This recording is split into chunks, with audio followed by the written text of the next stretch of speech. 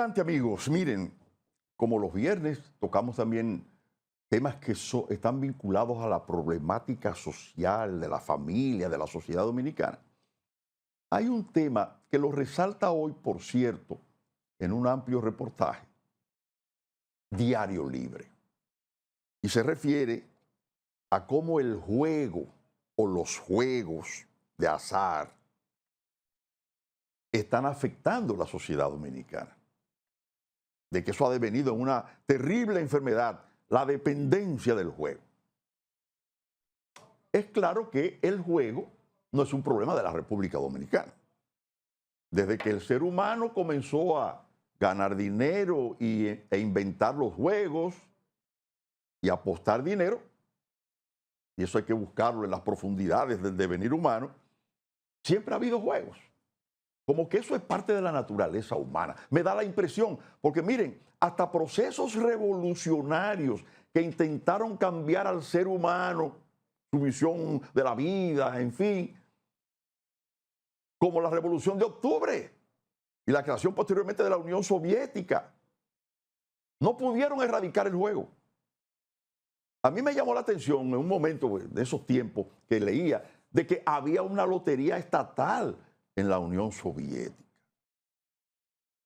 Hay requerimientos del ser humano, vamos a llamarle así, el juego y la religión, que los regímenes políticos, por más severos que sean, no han podido.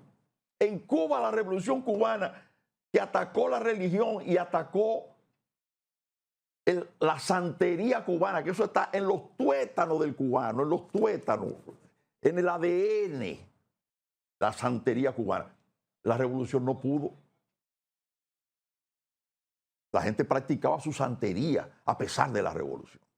Bueno, y en el caso del juego es así. Ahora, obviamente, eso se ha dimensionado con la existencia de loterías electrónicas y el incentivo de que mucha gente ha tenido la suerte de hacerse millonario, de ganarse varios millones.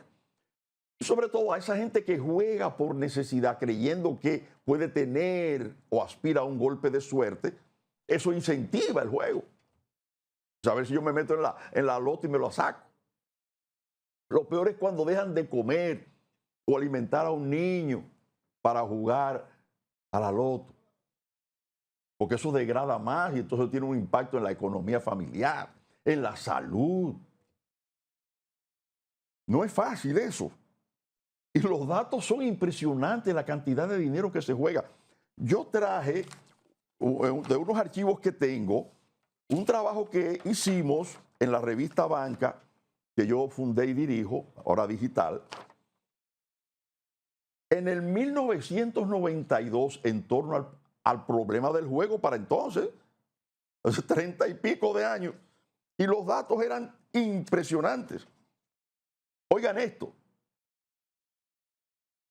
en la edición 185 de la revista Banca, del 1993, fue dedicada a analizar ampliamente el caso, incluida su portada bajo el título Los vicios en la economía dominicana, donde se revelaba que los dominicanos gastaron más de 10.000 millones de pesos en vicios sociales durante el año 1992. Entre ron, cerveza, cigarrillos, billetes y quinielas, carreras de caballo, bancas de apuestas, juegos de gallo y las denominadas caraquitas o palé, una especie de bancas barriales no controladas, fracatán y otros, el guayadito. Increíble, porque eso era lo que existía en ese tiempo, hace 34 años por ahí. Entre los hallazgos de esa investigación periodística, por ejemplo, se gastaron 10 millones en juegos de azar, lo que equivalió a un 10% del Producto Interno Bruto de ese momento. Y a más de la mitad del presupuesto estatal de ese año. El consumo de cerveza fue de 38.5, 2 veces mayor que el consumo de leche fresca, que solo fue de 15%. Ese año se consumieron 245 millones de cajetillas de cigarrillos de 20 unidades. Entonces, como que se fumaba más, ¿no? Un gasto de 4.7 millones diarios en cigarrillos. ¡Wow! La población consumió ron 46% más que lo invertido en educación por el gobierno.